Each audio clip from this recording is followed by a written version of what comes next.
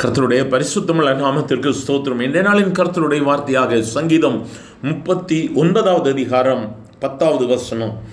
என்னிலிருந்து உம்முடைய வாதையை எடுத்து போடும், உமது கரத்தின் அடிகளால் நான் சோர்ந்து போனேன். சங்கீதக்காரன் சொல்லுகிறான், ஆண்டவரே, என் மேல் விழுந்திருக்கிற இந்த வாதையை எடுத்து போடுங்க, உம்முடைய அடிகளால் நான் சோர்ந்து போயிருக்கிறேன். அவனுடைய இதயம் சொல்லுகிறது, நீ செய்த பாவம் அல்லது தேவனுக்கு விரோதமாய் நீ செய்த காரியங்களின் நிமித்தமாய் நீ பாடுகளை அனுபவிக்கிறாய் என்பதை தன்னுடைய இதயத்தில் அறிந்தவனாக சங்கீதக்காரன் சொல்லுகிறான், என்னிலிருந்து உம்முடைய வாதியை எடுத்து போடும். எனக்கு அருமையான தேவ பிள்ளையை, நம்முடைய வாழ்க்கையை நாம் அலசி பார்க்கலாம். என்னுடைய வாழ்வில் குறைகள், குற்றங்கள், தேவன் விரும்பாத காரியங்கள் இருக்குமானால் நான் போராடி ஜெபிப்பதை விட, ஆண்டவரே, என்னில் இருக்கிற குற்றங்களை, குறைகளை நீ சொல்லும். ஸ்தோத்திரம் ஆண்டவரே, ஸ்தோத்திரம் ஆண்டவரே. ஆண்டவர்கிட்ட சொல்ல, ஆண்டவரே, என்னுடைய குற்றங்கள், குறைகளை சொல்லும். ஆண்டவரே, எப்போவுமே நம்ம நிறைவுக்காக நின்று கொண்டிருக்கிறோம்.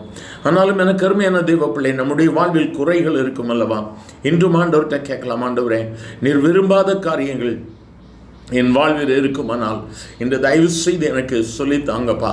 நான் என்னுடைய பழைய வாழ்க்கையை விட்டு நான் உம்மிடத்தில் வர விரும்புகிறேன். நான் ரட்சிக்கப்பட்டிருக்கிறேன், நான் உமக்காக ஊழியம் செய்கிறேன், உமக்காக வைராக்கியமாய் இருக்கிறேன். ஆனாலும் என்னுடைய தனிப்பட்ட வாழ்க்கையில் சில தோல்விகள், சில பலவீனங்கள், உமக்கு விருப்பமில்லாத காரியங்கள் உண்டே.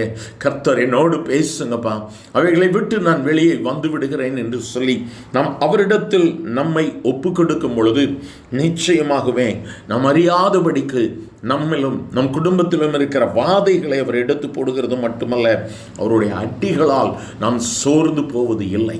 அதனாலும் தேவாவியானவர் நம்மோடு கூட பேசிக்கொண்டிருக்கிறார். அவருக்கு விருப்பம் இல்லாத மறைமுகமான காரியங்கள் நம்முடைய வாழ்வில் இருக்குமானால், எனக்கு அருமையான தெய்வ பிள்ளையை, என் ஆண்டவரிடத்தில் முறையிடலாமா? ஆண்டவர்கிட்ட சொல்லாமா, ஆண்டவரே, இந்த பலவீனத்திலிருந்து என்னை நீர் வெளியே கொண்டு வரோம்ப்பா. இந்த சிந்தை என்னை இன்னும் உம்மை விட்டு தூரம் கொண்டு சென்று கொண்டிருக்கிறது. இந்த மோசமான சிந்தை, மோசமான எண்ணங்கள், செயல்பாடுகள் ஒருவேளை சமுதாயத்திற்கு தெரியாமல் இருக்கலாம். இந்த நாளிலும் ஆண்டவர்கிட்ட உன் இதயத்தின் ஆழத்தை திறந்து கொடுத்து, இயேசுவே, என்னை பரிசுத்தமாக்கும் ஆண்டவரே.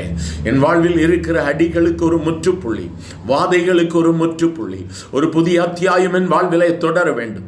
என் குடும்பத்தில், என் பிள்ளைகள் வாழ்வில் ஒரு புதிய அத்தியாயம் தொடர வேண்டும் என்று உன்னை ஒப்பு கொடுப்பாயா?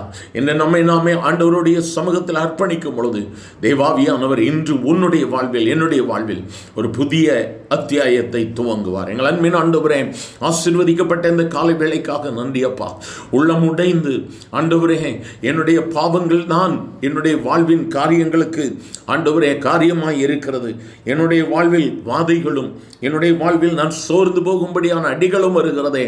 இவைகள் என்னிலிருந்து நீங்குவதற்கு என்னில் இருக்கக்கூடிய ரகசியமான கிரியைகளை எடுத்து போடும் என்று சொல்லி கண்ணீரோடுமை நோக்கி கூப்பிடுகிற உம்முடைய பிள்ளைகள் ஒவ்வொருவர் மேலும் உம்முடைய கரம் இப்பொழுது இறங்கிக் கொண்டிருக்கிறதா? இவருக்கு ஸ்தோத்திரம்.